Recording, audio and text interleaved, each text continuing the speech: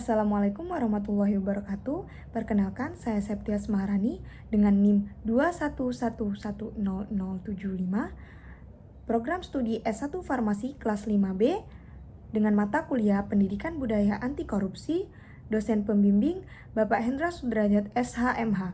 Pada hari ini, tanggal 24 Oktober tahun 2024, saya akan menjelaskan pencegahan dan pemberantasan korupsi menurut teori konstitusi Nusantara. Teori konstitusi Nusantara sebagai suatu teori baru yang ditemukan pada hasil riset di tahun 2016 di Malang, Provinsi Jawa Timur oleh Dr. Hendra Sudrajat SHMH sebagai peraih rekor muri Doktor Hukum Tata Negara termuda di Indonesia dengan lulus cum laude pada tahun 2011 dan saat ini menjabat sebagai Direktur Dumantara Riset Institute dan Wakil Rektor 1 Universitas Kader Bangsa.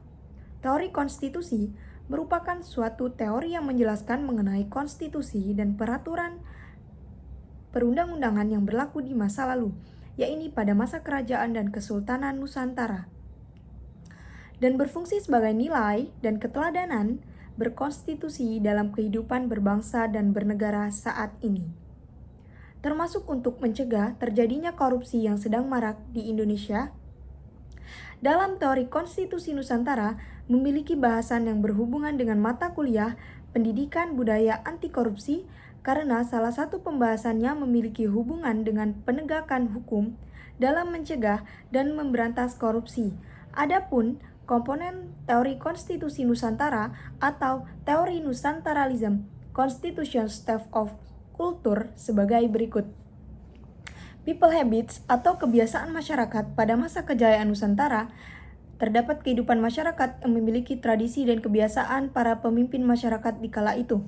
Kebiasaan para pemimpin dan tokoh masyarakat sebagai suatu cerminan dan keteladanan dalam bermasyarakat. Keteladanan tersebut terlihat dalam perilaku, tindakan, dan diikuti oleh anggota kelompok masyarakat yang menjadi modal terbentuknya suatu masyarakat. Sehingga di mana ada masyarakat, di situ terdapat hukum. Dalam pencegahan korupsi perlu diawasi dengan kebiasaan perilaku dan sikap yang baik, seperti menjadi teladan dalam hidup dan menjadi pelopor anti korupsi di kalangan mahasiswa dan masyarakat. Yang kedua ada living law atau hukum yang hidup.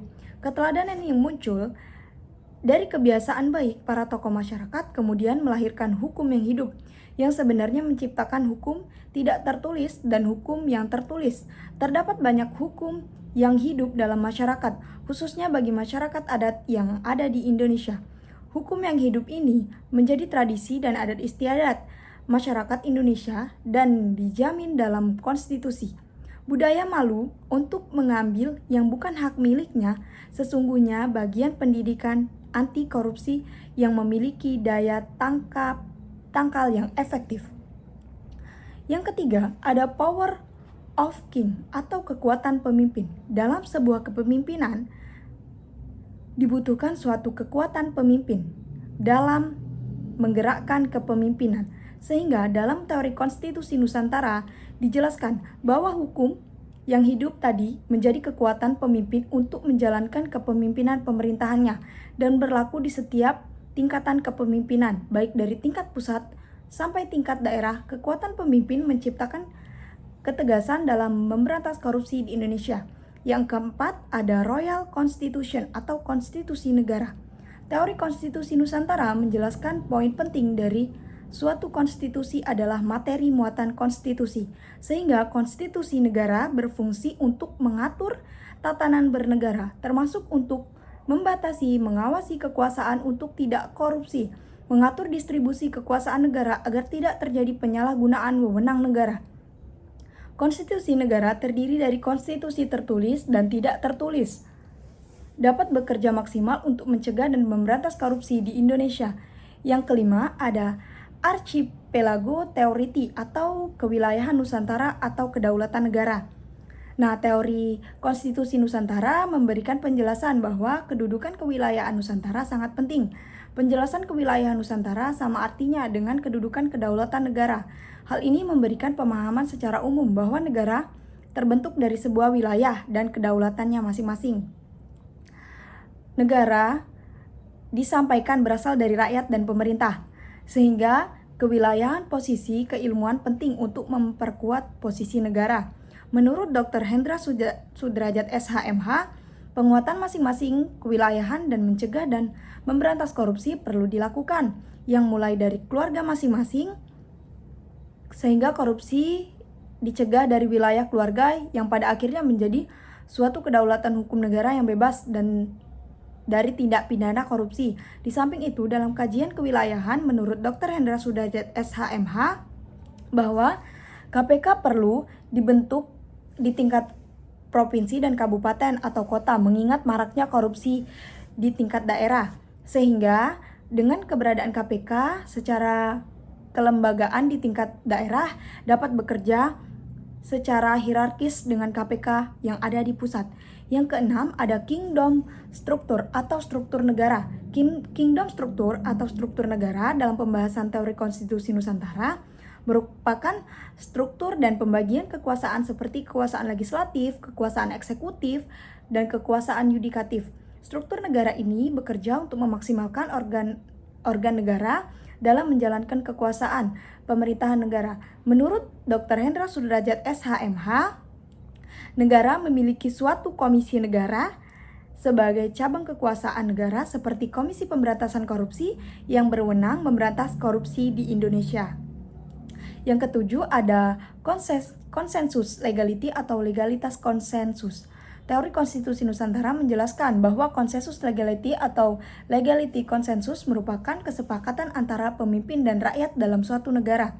Menurut Dr. Hendra Sudrajat SHMH, bahwa konsekuensi legality dalam teori konstitusi Nusantara pada pemberantasan korupsi adalah terbangunnya kesepakatan bersama berupa penguatan karakter, berupa integritas dan komitmen dalam memberantas korupsi, bahwa korupsi adalah musuh bersama dan ancaman serius bagi kehidupan dan bernegara di masa yang akan mendatang. State regulation atau regulasi negara. Regulasi negara dalam teori konstitusi Nusantara yang terdiri dari Undang-Undang Dasar Negara Kesatuan Republik Indonesia tahun 1945 dan undang-undang lainnya serta peraturan lain yang berada di bawahnya, sehingga sebagai bagian dari kategori state regulation dalam kajian teori konstitusi Nusantara terdapat peraturan perundang-undangan yang berhubungan dengan pemberantasan korupsi, yaitu Undang-Undang Republik Indonesia yang tentang pengadilan tindak pidana korupsi dan Undang-Undang Republik Indonesia yang mengatur tentang Komisi Pemberantasan Korupsi. Kedepan, menurut Dr. Hendra Sudrajat, dalam aspek state regulation atau regulasi negara yang diperlakukan peraturan daerah tentang pencegahan dan pemberantasan korupsi yang berlaku di masing-masing wilayah provinsi dan kabupaten atau kota di Indonesia. Yang kesembilan, ada value transformation atau transformasi nilai.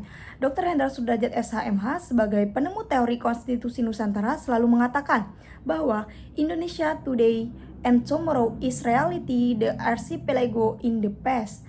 Yang artinya Indonesia ini hari ini dan esok adalah kenyataan Nusantara di masa lalu. Sehingga komponen terakhir teori konstitusi Nusantara menjelaskan value transformation atau transformasi nilai konstitusi Nusantara di masa lampau yang dapat dijadikan sebagai keteladanan dalam pencegahan dan pemberantasan korupsi di Indonesia. Undang-Undang Simbur Cahaya era Kerajaan Palembang yang ditulis oleh Ratu Sinuhun menurut Dr. Hendra Sudrajat SHMH menyebutkan adanya perlindungan HAM di dalamnya dan secara tidak langsung melindungi hak milik orang lain dari perbuatan korupsi. Demikianlah penjelasan dan pembahasan teori konstitusi Nusantara sebagai tugas mata kuliah dari Pendidikan Budaya Anti Korupsi. Salam 25 Nusantara menuju Nusantara yang unggul.